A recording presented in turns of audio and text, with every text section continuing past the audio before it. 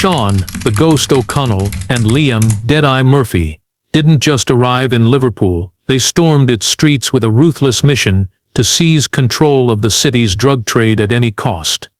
What happens when two criminal worlds collide? This is the story of how Dublin's most notorious drug mafia upended Liverpool's underground empire, igniting a brutal turf war that shook a city to its core.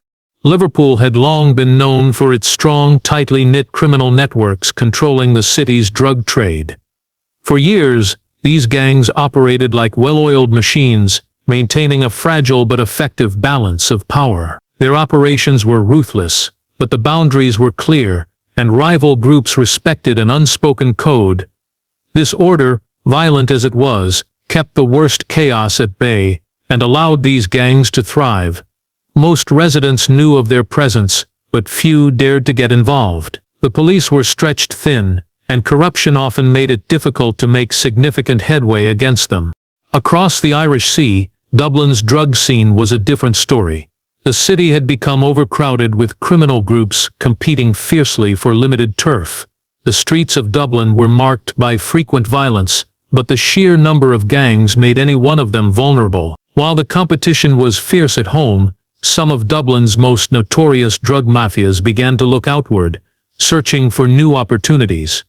Their leaders craved expansion and bigger profits, and Liverpool, just a few hours away by ferry, seemed like a tempting prize. The city had wealth, a large market hungry for drugs, and existing gangs that, while powerful, seemed ripe for disruption. What was about to unfold was not a typical turf war. It was the beginning of a bold and calculated invasion. The Irish gangs didn't come as isolated criminals or small-time operators. They arrived as well-organized groups with clear plans and resources. This was not a reckless gamble, but a strategic push to seize control over a lucrative new territory. Their tactics were a mix of intimidation, business savvy, and violence, combined with a ruthless willingness to break the old rules that had governed Liverpool's streets for decades. For Liverpool's gangs, the early signs were subtle but alarming. Small neighborhoods that once belonged clearly to local groups began to see unfamiliar faces and new patterns. Drug sales suddenly increased in places where they had been tightly controlled before. Then came the violence, more brutal and unpredictable than ever. The Irish gangs showed no hesitation in using extreme force to assert dominance, often targeting those who resisted or tried to maintain the old order. This was a war unlike any the city had seen, with consequences that would ripple far beyond the initial battles. As the Irish drug mafia advanced, the sense of control and security that Liverpool's gangs had long relied on started to crumble. The invasion was only just beginning, but it was clear that the balance of power was shifting. This collision of criminal worlds set the stage for a deadly, high-stakes war that would transform the city forever. The calm Liverpool had known was over, replaced by a storm that neither side could fully predict or control. The first visible sign of the Dublin gang's move into Liverpool was quiet and almost unnoticed by many. Small groups of men, often dressed casually and blending into the crowds, began to appear in neighborhoods long controlled by local Liverpool gangs. At first, these newcomers seemed harmless, just travelers or visitors, but soon, their true purpose became clear. They weren't just passing through, they were here to take over. The Dublin gangs arrived with a confidence that unsettled the local crime scene. Unlike previous challengers who might have tested the waters with small drug deals or minor provocations, these groups came fully prepared. They brought with them not only drugs and weapons, but also a sharp network of contacts and logistics. They had the money and the manpower to push aggressively into Liverpool's established drug market. This was not a simple turf dispute, but a well-planned invasion. Liverpool's gangs were caught off guard. For years they had maintained a steady, if dangerous, control over their areas. Their operations were deeply embedded in the neighborhoods, with established customers and routes. They were used to rival gangs but not to a force so organized and determined. The sudden appearance of these Irish groups upset the fragile balance, What began as small skirmishes over territory quickly escalated into a series of violent confrontations. The Dublin gangs were ruthless in their approach. They didn't hesitate to use extreme violence to make a statement. Several brutal attacks on local dealers sent a clear message. This was their territory now. These acts of aggression weren't random. They were carefully chosen to dismantle the existing power structures. The Irish mafias targeted key figures within Liverpool's gangs, eliminating those who opposed them or refused to cooperate. The swift and shocking brutality shocked the city and sent waves of fear through the criminal underworld. But violence was only part of their strategy. The Dublin groups also employed smart tactics to consolidate power. They forged secret alliances with some smaller local gangs, offering protection and profit-sharing in exchange for loyalty. They used advanced communication methods to coordinate drug shipments and avoid detection by law enforcement. Their operations were not just about brute force, they were about efficiency and control. As the weeks turned into months, the Irish gang's presence became impossible to ignore. Liverpool's streets changed visibly, with new drug points emerging and old ones disappearing. Customers found themselves dealing with unfamiliar faces who operated with a cold, calculating professionalism. The city's criminal landscape was being reshaped, piece by piece. The initial shock of the invasion quickly gave way to a tense and dangerous standoff. Liverpool's gangs realized that they were facing a threat unlike any before. This was not a short-lived dispute. It was a full-scale attempt to seize control. What happened next would determine the fate of the city's drug trade and the lives of everyone caught in the middle. The Irish gangs didn't rely on violence alone to conquer Liverpool's drug turf. What set them apart was their combination of sheer brutality with a calculated, intelligent approach. They understood that raw force could win battles, but lasting control required more than just muscle. The Dublin mafias moved quickly to implement systems that made their operations smarter and harder to dismantle. One of their key advantages was their ability to organize.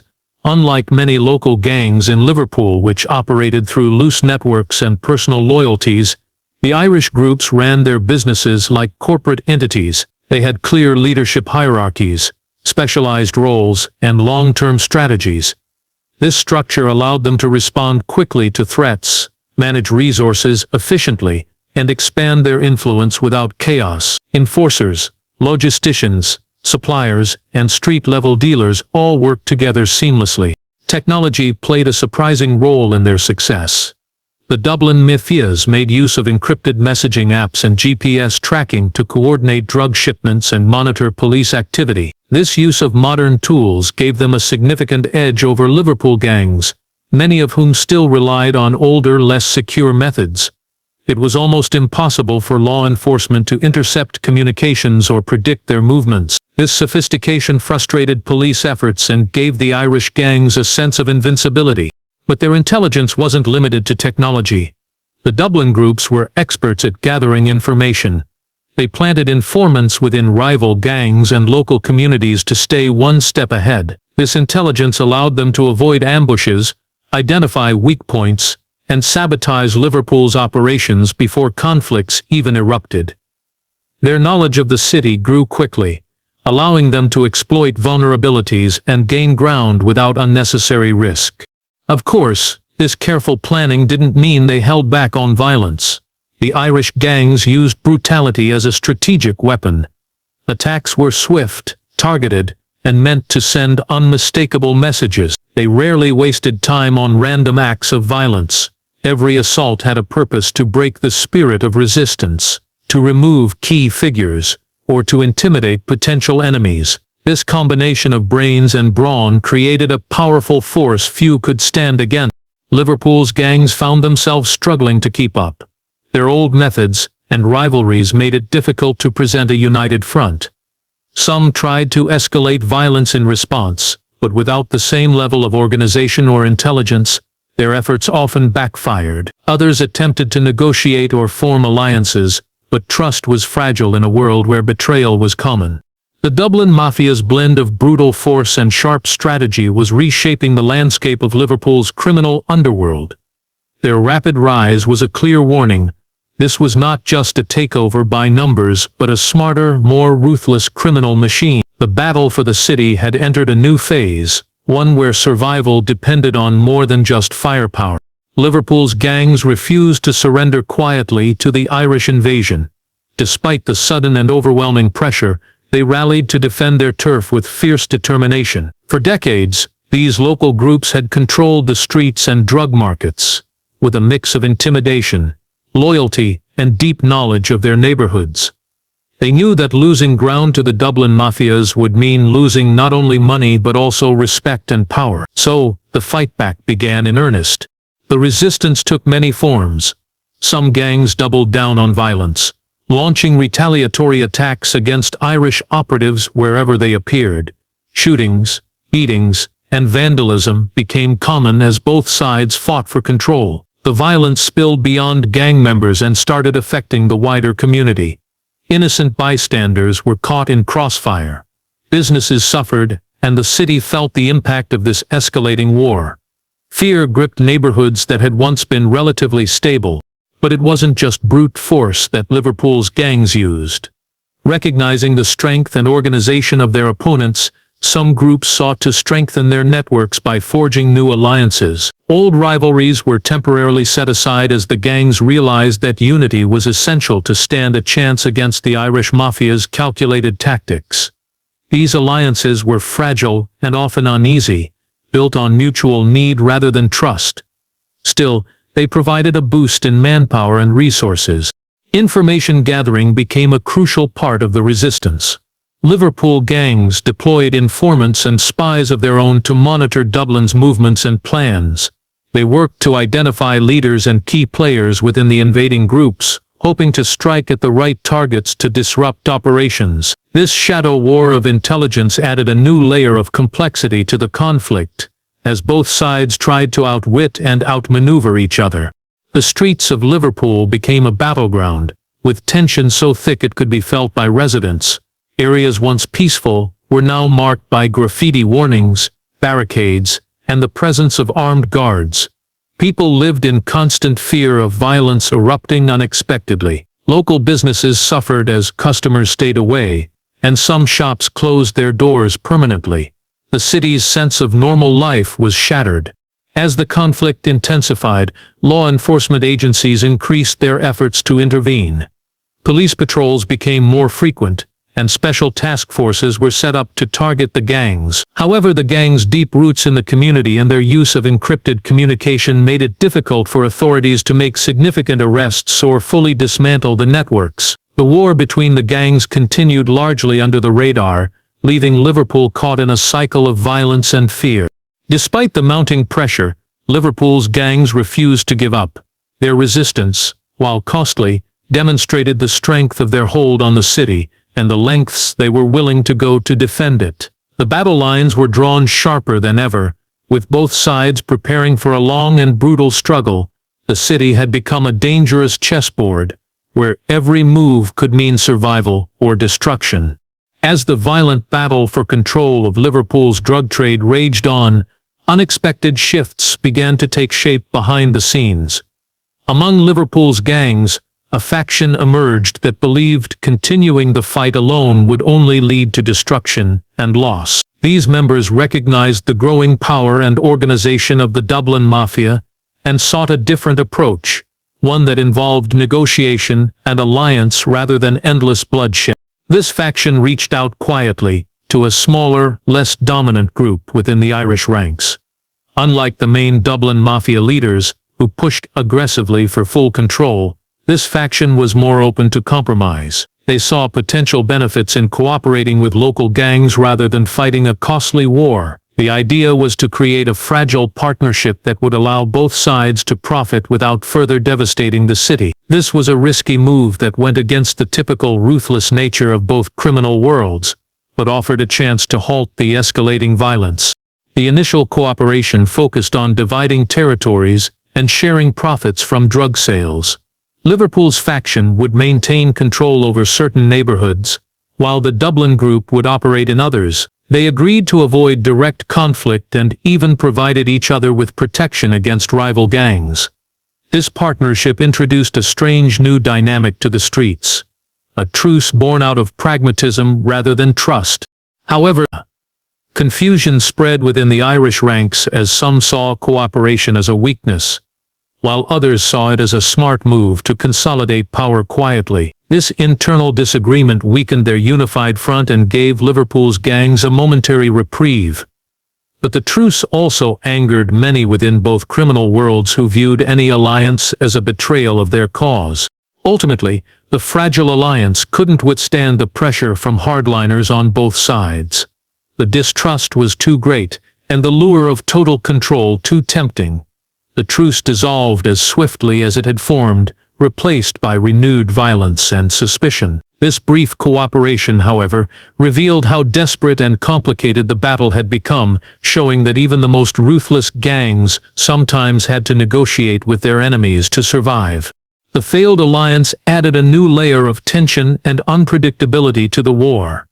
It exposed fractures within both Liverpool's and Dublin's criminal organizations, and set the stage for betrayals and power struggles that would soon erupt, changing the course of the conflict forever. As the conflict dragged on, the consequences for Liverpool's old guard gangs became increasingly severe. The Dublin Mafias, using their brutal tactics and smart strategies, steadily dismantled the established networks that had ruled the city for decades. Leaders who once commanded respect and fear began to fall, some arrested, others killed, and many forced to disappear into hiding. The old power structures built on years of tradition and local loyalty crumbled under the relentless pressure. One by one, the key players in Liverpool's drug trade were targeted. The Irish gangs didn't just attack randomly, they focused on breaking the leadership and cutting off supply lines. Without their heads, the local gangs struggled to maintain control. Communication became chaotic, and rival factions within Liverpool began to fight among themselves, further weakening their hold.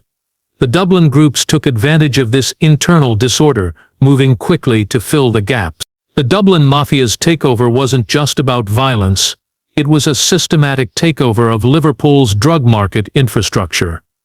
They seized control of distribution networks, transportation routes, and safe houses. With a keen business mindset, they optimized operations to maximize profits and minimize risk. The once loosely connected Liverpool gangs were replaced by a more disciplined and efficient system, run with a level of professionalism previously unseen on the city's streets. This rapid rise unnerved many within Liverpool's underworld. Some gangs tried to adapt by either joining the Dublin networks or switching allegiances. Others resisted until the bitter end, but found themselves outmatched and outmaneuvered. The Irish Mafia didn't just conquer territory, they reshaped the rules of the game.